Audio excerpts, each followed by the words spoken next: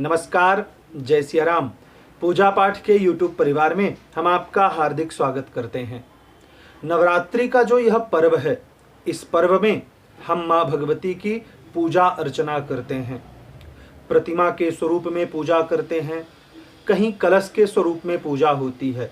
तो कई लोग ऐसे हैं जो मात्र व्रत रहकर ही माँ भगवती की सेवा पूजा करते हैं। सेवा के अलग अलग भाव होते हुए भी जब हम माँ भगवती का प्रत्यक्ष रूप में पूजन करते हैं, अर्थात कन्या पूजन करते हैं, तो उस समय हमें कुछ बातों का ध्यान रखना चाहिए।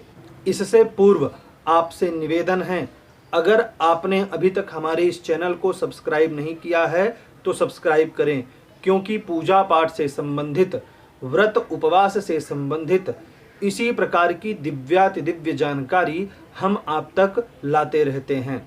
चलिए इस वीडियो को हम आरंभ करते हैं। सबसे पहली बात, कितने वर्ष की कन्या का पूजन हमें करना चाहिए? शास्त्रों में 2 वर्ष से लेकर के 10 वर्ष तक की कन्या को श्रेष्ठ बताया जाता है। 1 वर्ष की कन्या, ध्यान रखिए, 1 वर्ष की कन्या का पूजन नहीं करना चाहिए। मात्र पूजन के लिए निषेध आया है, ऐसा नहीं है कि वह जो है देवी का स्वरूप नहीं है, देवी का स्वरूप ही है, उसकी अवहेलना नहीं करनी है। परंतु कन्या पूजन में वह 1 वर्ष की कन्या ग्राह्य नहीं मानी जाती है। कारण यह है कि वह जो आप भोजन देते हैं, जो आप पुष्प इत्यादि अर्पित करते हैं, जो सामग्री देते हैं कन्या पूजन के बाद, वह उस सामग्री का भोग करने में, स्वाद ग्रहण करने में सक्षम नहीं होती है। इसलिए 1 वर्ष की कन्या का पूजन नहीं करना चाहिए।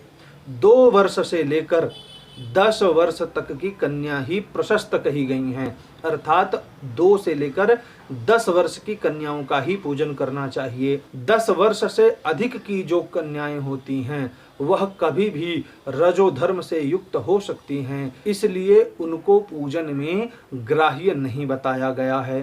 पहली बात आप ध्यान रखें, 2 से लेकर 10 वर्ष की कन्या का पूजन करना है, 1 वर्ष की कन्या का पूजन नहीं करना है, और 10 वर्ष से अधिक की कन्या का पूजन नहीं करना चाहिए।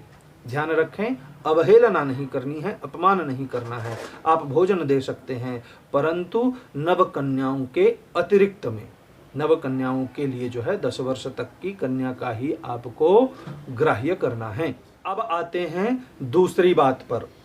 मात्र कन्या पूजन ही नहीं होता है, कन्या पूजन के साथ साथ बटुक पूजन भी करना चाहिए, अर्थात बालक का पूजन और भोजन भैरव के स्वरूप में करना चाहिए।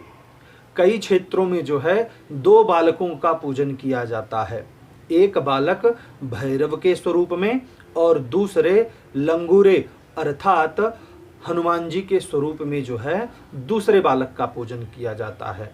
तो आप अपनी श्रद्धा अनुसार 1 अथवा 2 बालकों का पूजन भी और उनके भोजन की व्यवस्था भी कर सकते हैं, परंतु कन्या के साथ बटुक पूजन अवश्य करना चाहिए, 1 बालक का पूजन अवश्य रूप से करना चाहिए। अब देखते हैं एक अन्य महत्वपूर्ण जानकारी को।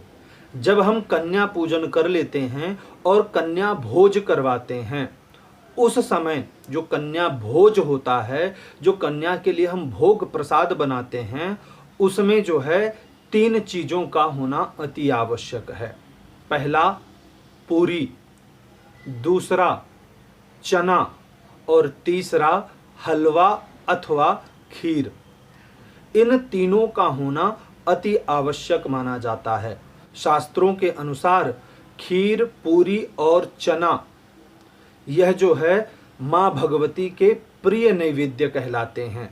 लोक परंपरा में अपने क्षेत्र के अनुसार कहीं खीर का प्रयोग किया जाता है तो कहीं हलवे का प्रयोग किया जाता है, शीरा का प्रयोग किया जाता है।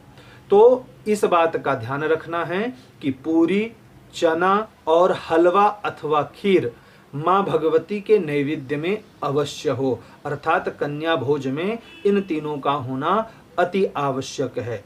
एक विशेष बात, जब हम कन्या पूजन कर लेते हैं तो कन्या पूजन के पश्चात वह जो खीर पूरी अथवा चना हलवा जो भी आप अर्पित करते हैं नैवेद्य के स्वरूप में, तो उसको प्रसाद के स्वरूप में तुरंत हमें नहीं खाना चाहिए, क्योंकि आप अष्टमी अथवा नवमी को करेंगे और व्रत पारण दशमी को होता है। तो अगर खीर पूरी आप खा लेंगे, चना पूरी आप खा लेंगे, तो वहीं आपका व्रत भंग हो जाता है। कई लोग ऐसा बोल देते हैं कि यह तो प्रसाद है, प्रसाद से व्रत भंग नहीं होता, पर प्रसाद में भी इस बात का ध्यान रखा जाता है कि प्रसाद जो है वह फल अथवा दूध के स्वरूप में हो, ना कि अन्न के स्वरूप में।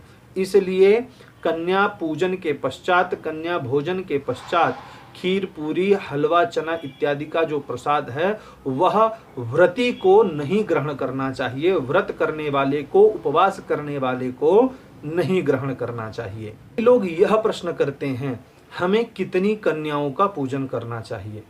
एक कन्या का पूजन करें, 3, 5, 7, 9 अथवा 11 कन्या का पूजन करें, या इससे अधिक कन्या का भी पूजन करना चाहिए? तो यहाँ हम आपको श्रीमद् देवी भागवत की बात बतलाते हैं। श्रीमद् देवी भागवत में आया है कि नित्य जो है वह एक कन्या का पूजन करना चाहिए। प्रतिपदा को 2 वर्ष की कन्या का पूजन, द्वितीया को 3 वर्ष की कन्या का पूजन, इस प्रकार से 1 वर्ष की कन्या को बढ़ा करके 1 दिन में पूजन करना चाहिए। तो जो आपकी नवमी होगी उसमें आपको 10 वर्ष की कन्या का पूजन आ जाएगा। तो इस प्रकार से प्रतिदिन 1 कन्या का पूजन करना चाहिए। अगर इस तरह से कन्या पूजन ना हो पाए तब जो है 1 कन्या मात्र मिल जाए उसका भी पूजन हमें कर लेना चाहिए। इस महामारी के कारण कई लोगों को ऐसा हो जाएगा कि 1 भी कन्या पूजन के लिए प्राप्त नहीं होगी। तब क्या करें? तब जो है कन्या पूजन के निमित्त जो आपने भोजन सामग्री बनाई है वह भोजन सामग्री आप गौ माता को ग्रास के स्वरूप में दे दें, गाय को खिला दें। इससे क्या होगा?